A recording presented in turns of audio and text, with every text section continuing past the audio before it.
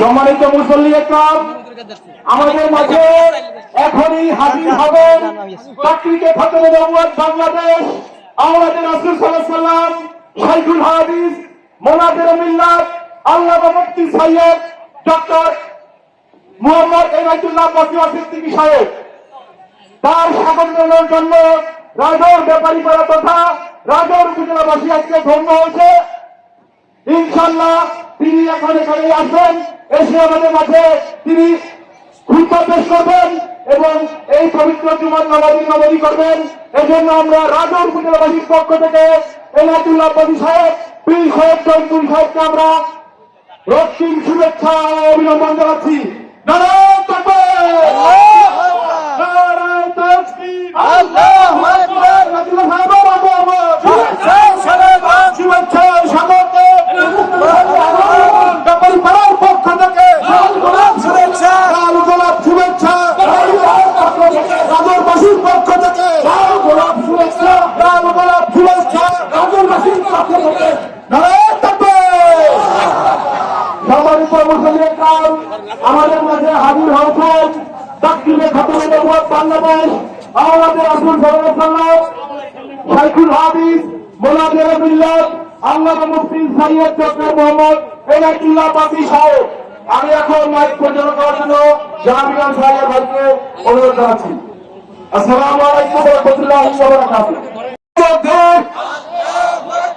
নারায়ে রিসালাত, রাসূলুল্লাহ, নারায়ে রিসালাত, ইয়া রাসূলুল্লাহ, আল্লাহর তাকবীরের আযান, শুভেচ্ছা স্বাগতম, আল্লাহর তাকবীরের আযান, শুভেচ্ছা স্বাগতম।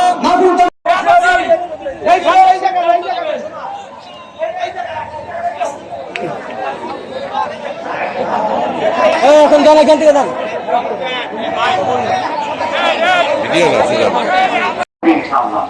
ইনশাআল্লাহ আমি যদি আমার মাঝখানে রেস্ট নিতে চাই, খাওয়া দাওয়া করতে চাই, তাহলে আমি থাকবো না, আপনারাই ঠকে যাবেন। আমি অনুরোধ করবো জুমার নামাজের পর সুন্নাত পড়ি আপনারা বসে যাবেন, এবং বক্তব্যের পর আমরা মুনাজাত করে চলে যাবার পর আপনারা উঠবেন মাঠ থেকে। আমি আপনাদের সর্বাত্মক সহযোগিতা কামনা করছি। আর দ্বিতীয় কথা হচ্ছে, আলহামদুলিল্লাহ প্রচুর সংখ্যক মুসল্লি এসেছে। আমার মনে হয় জায়গা সংকুলান হবে না, তারপরও রোডে যদি সম্ভব হয় স্বেচ্ছাসেবকদেরকে বলবো আপনারা রোডে বিছানার ব্যবস্থা করে দেবেন। তারপরে যদি অতিরিক্ত মুসল্লি হয় আপনারা মসজিদে নামাজ পড়ে নেবেন।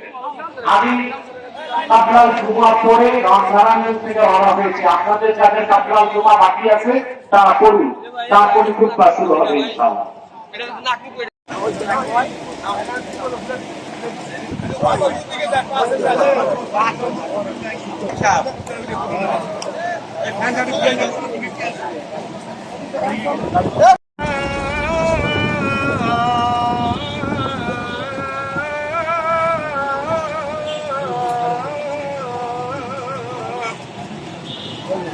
حي على الفلاح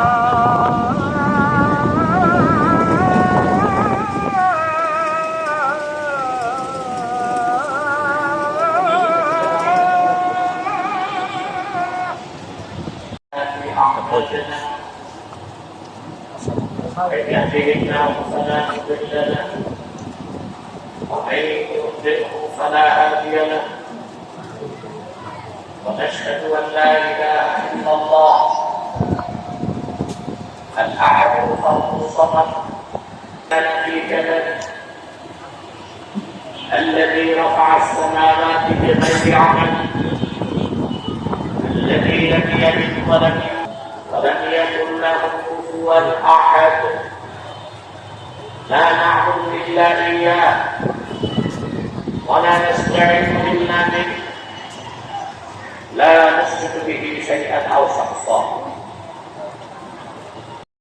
والصلاه والسلام على محمد والمرسلين ربنا اتنا في الدنيا حسنه وفي الآخرة حسنة وقنا عذاب النار ربنا ظلمنا أنفسنا وإن لم تغفر لنا وترحمنا لنكونن من الخاسرين اللهم اغفر لي ولوالدي وللمؤمنين وصلى الله تعالى على خير خلقه نبينا محمد نور الله وعلى آله وصحبه أجمعين برحمتك يا آمين.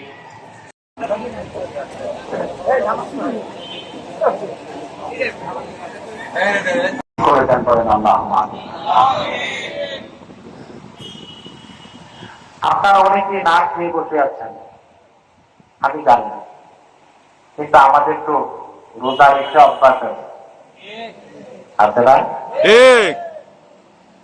আপনি জানেন জুমার দিন একটা সময় পার হয়, বান্দা যে দোয়া করে জায়েজ দোয়া তাৎক্ষণিক কবুল হয়। হতে পারে আজকে মুনাজাতের সময় ওই মুহূর্তটা চলে আসতে পারে, পারে না? শুধু তাই না, ইমাম হাইসামি মাজমাউজ জাওয়ায়েদের মধ্যে বিশুদ্ধ সনদে হাদিস বর্ণনা করেছেন, আল্লাহর হাবিব ইরশাদ করেছেন, আমার উম্মতের কোন মুমিন যদি আল্লাহর কাছে দোয়া করে বাকিরা যদি সম্মিলিতভাবে আমিন আমিন বলে, আমার উম্মতের সম্মিলিত মুনাজাত আল্লাহ তাৎক্ষণিক কবুল করে নিবেন। দিন বদল মানুষ করতে পারে না, মানুষ দিন বদল করতে পারে। কি বদল করতে পারে? আমি আমার দিন বদলাতে পারি, আমি আমার দিন বদল করতে পারি না। দিন বদল করার ক্ষমতা কার?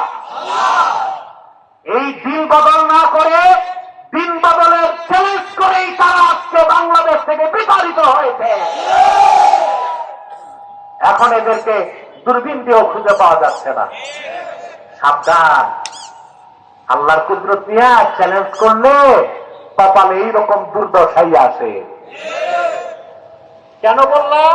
এখন যারা আছে তাদেরকেও সাবধান হইতে হবে, সামনে যারা আসবে তাদেরকেও সাবধান হতে হবে।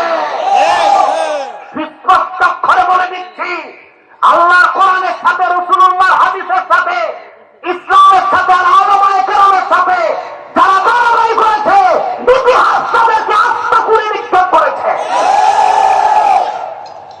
এই শিক্ষা এখন যারা আছে তাদেরকেও নিতে হবে, সামনে যারা আসবে তাদেরকেও হবে, নতুবা একই রকম ভাগ্য বরণ করতে হবে।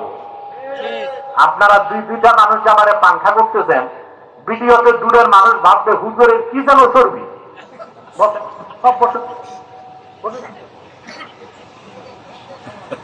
আগে ছিল এক হিসাব, ভিডিও ছিল না।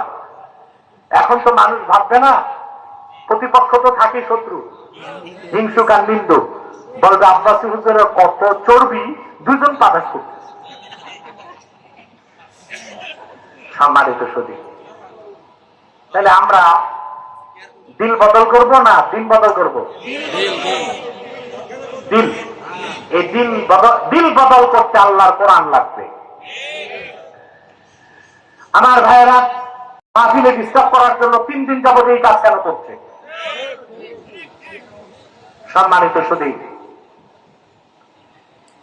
আলিফ লাম মিম জিন ধরলেও সমস্যা নাই, মুমিনের ক্ষতি আর কাফেরের ক্ষতি এক হইতে পারে না। আপনার 10 লাখ টাকা পুঁজি আছে, ব্যবসা করেন, প্রতিদিন আপনার লাভ আছে, নেট প্রফিট 1000 টাকা, মাসে কত? ঘটনাচক্রে 3 দিন হয়ে গেল হরতাল। হরতাল তো এখন আর দেখে না মানুষ। আমিও চাই এই অভিশাপ আর বাংলাদেশে না আসুক।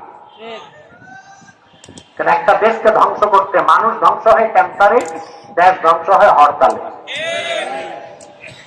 হরতাল শব্দটা বাংলা না, এটা একটা গুজরাটি শব্দ। হরতাল মানে হরতাল, যে জিনিস সবকিছুর তাল ভঙ্গ করে তাকে বলে হরতাল। একটি রাষ্ট্রকে সাস্টেইনেবল ইকোনমি, একটা টেকসই অর্থনীতির জন্য একটা দেশে 4টা জিনিস লাগে: এক্সপোর্ট, ইম্পোর্ট, প্রোডাক্ট, ট্রান্সপোর্ট, আমদানি রপ্তানি, উৎপাদন, পরিবহন। হরতাল দিলে এই 4 জিনিসের তাল নষ্ট হয়, এই জন্য বলা হয় হরতাল। এখন আপনি হরতাল হয়েছে 3 দিন, আপনি দেখলেন মাস শেষে আপনার 3,000 টাকা লাভ কম হয়েছে। 30,000-এর জায়গায় হয়েছে কত? 27,000। ক্ষতি হয়েছে না? কেমন ক্ষতি? লাভের ক্ষতি। চালান ঠিক, লাভও আছে, 3,000 টাকা ক্ষতি তো হয়েছে। আবার মনে করুন আপনি 10 লাখ টাকার মাল বোঝাই করছেন, মাদারীপুর থেকে যাবে ঢাকা। এই যে জঙ্গি বিমান, এটা কি সন্ত্রাসী বিমান? এটা দিয়ে যুদ্ধ করে, এজন্য এই বিমানের নাম কি? এরপর আমি কথায় কথায় বলেছি 1971 মুক্তিযোদ্ধারা যুদ্ধ করছে, ওটাও তো যুদ্ধ, এই জন্য মুক্তিযোদ্ধারাও এক অর্থে জঙ্গি। যোদ্ধা অর্থে কি অর্থে? 2 দিন পর দেখি সময় টিভি সংবাদ দিল, ঢাকা বিশ্ববিদ্যালয়ে মুক্তিযোদ্ধা মঞ্চে বুদ্ধিজীবীরা আমার বিরুদ্ধে সমাবেশ করে মামলা দিতে। আপনারা জানেন মামলাটা সিরিজে ঢুকছে। আলহামদুলিল্লাহ, মামলা সিরিজ থেকে বের করার আগেই যারা মামলা দিছে তারা কেউ শ্বশুর বাড়ি, কেউ দাদার বাড়ি, কেউ চাচার বাড়ি পালাইছে। আমি আছি, ওরা নাই। আমি আছি, ওরা নাই। ঠিক না? তাহলে জঙ্গি কি খারাপ জিনিস? টেরোরিস্ট, সন্ত্রাসী খারাপ জিনিস। সম্মানিত সুধী, তা আমাদেরকে মনস্তাত্ত্বিক আঘাত করে আমরা খেলাফতের কথা বললে, জিহাদের কথা বললে, বাংলাদেশের শরিয়া আইনের কথা বললে আমাদেরকে বলে মৌলবাদী, উগ্রবাদী, চরমপন্থী। এটা হচ্ছে বাতিলের পক্ষ থেকে আমাদেরকে মনস্তাত্ত্বিক আঘাত। ধৈর্য লাগবে, লাগবে কি? এরপর ওদের আঘাত হচ্ছে কালচারাল অ্যাটাক, সাংস্কৃতিক আঘাত। 2013 সালে আপনারা দেখেছেন শাহবাগে গণজাগরণ মঞ্চ বসছিল। ওটা ছিল ইসলাম ও মুসলমানের বিপক্ষে কাফেরদের পক্ষ থেকে সাংস্কৃতিক আঘাত।